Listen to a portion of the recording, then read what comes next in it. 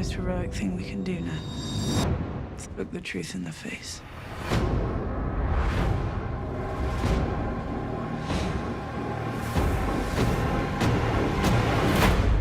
The Night King is coming.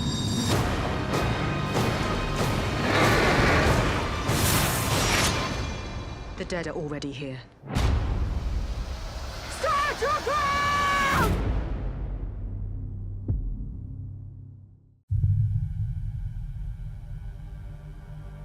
When I was a child, my brother would tell me a bedtime story about the man who murdered our father and watched as his blood poured onto the floor. He told me other stories about all the things we would do to that man once we took back the Seven Kingdoms.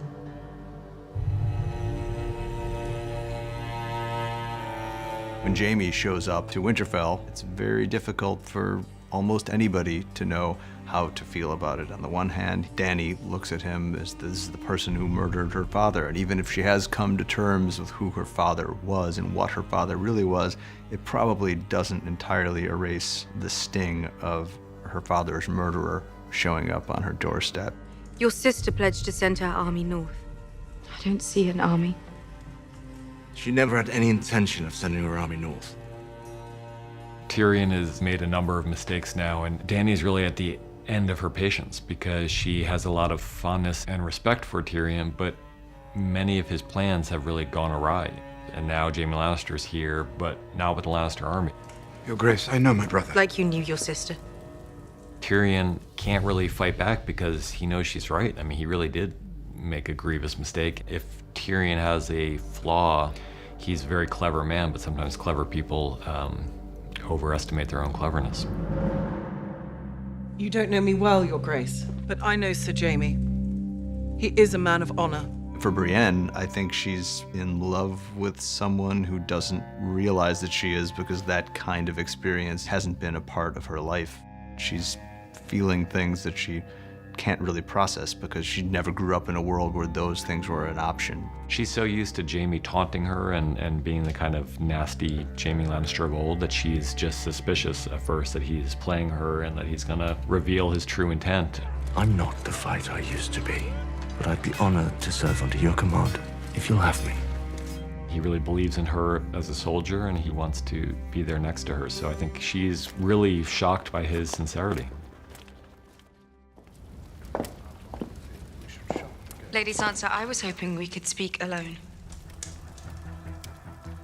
Dany comes to Sansa with a bit of an olive branch, trying to find a way inside that kind of cool exterior that Sansa presents. And one commonality between them is they both love Jon. Dany's his lover and Sansa's his sister. It's very much coming at it from the point of view of a monarch trying to make peace with her subject, and Sansa's not quite willing to accept Dany as her monarch yet. She's suspicious of people for a reason.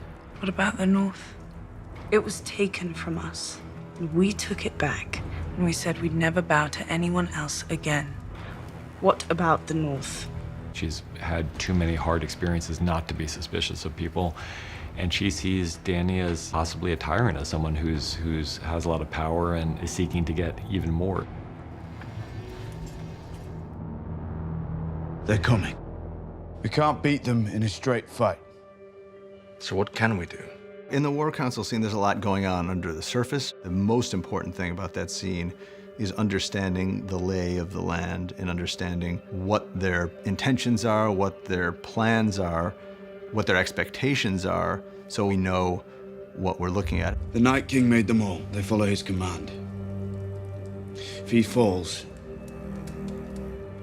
getting to him may be our best chance. Things may not go entirely according to plan, so we thought it was very important for people to know what everyone in the room expected to happen, was worried would happen, hoped would happen. In addition to that, there are a lot of human moments. We'll put you in the crypt where it's safest. No, I'll wait for him in the Godswood.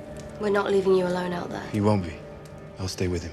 One thing that was definitely going on was how Theon felt after returning to Winterfell and how he's using this battle as an attempt to try to make good to the extent that that's possible on the horrible mistakes that he made. I took this castle from you. Let me defend you now.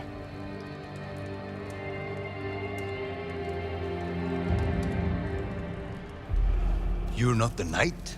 Women can't be knights. Why not? Tradition. Any knight can make another knight. Kneel, Lady Brienne. Brienne has been more knightly than any of the knights I think we've seen. I mean, she's a paragon of strength and honor and being true to your word.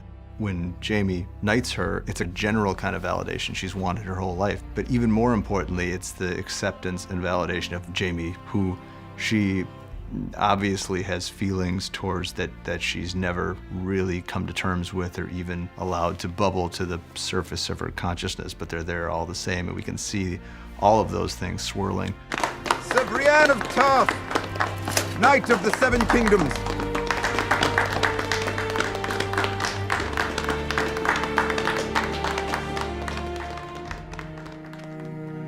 For us, what was interesting about this episode was always that it's our last night together, and everyone, I think, would face the end in different ways. We're probably going to die soon. I ought to know what it's like before that happens. Some characters want to make love for the first time because they've never done it before. There are other characters who are getting drunk and singing songs, and then there are characters who are just trying to find some kind of human solace together, like Sansa and Theon. Everyone faces it in different ways, but they're all facing it, and that's why this episode was so important to us, because it's, you know, all these characters that we've been following for so long, and now they're all facing a common enemy. How about a song? One of you must know one. High in the halls of the kings who are gone, Jenny would dance with her ghost. Daniel's got a really lovely voice, and we knew we wanted a song in this episode. We've had a song in several of the seasons. We haven't had an original in a while, so this felt like the place for it, and Daniel felt like the singer. The ones who'd been gone for so very long, she couldn't remember their names. They spun her around on the damp old stones, spun away all her sorrow and pain. The song, I believe, is in George's books, at least the first verse is in the books, and then we added some lyrics and Ramin came up with the music for it. Wanted to leave, never wanted to leave, never wanted to leave.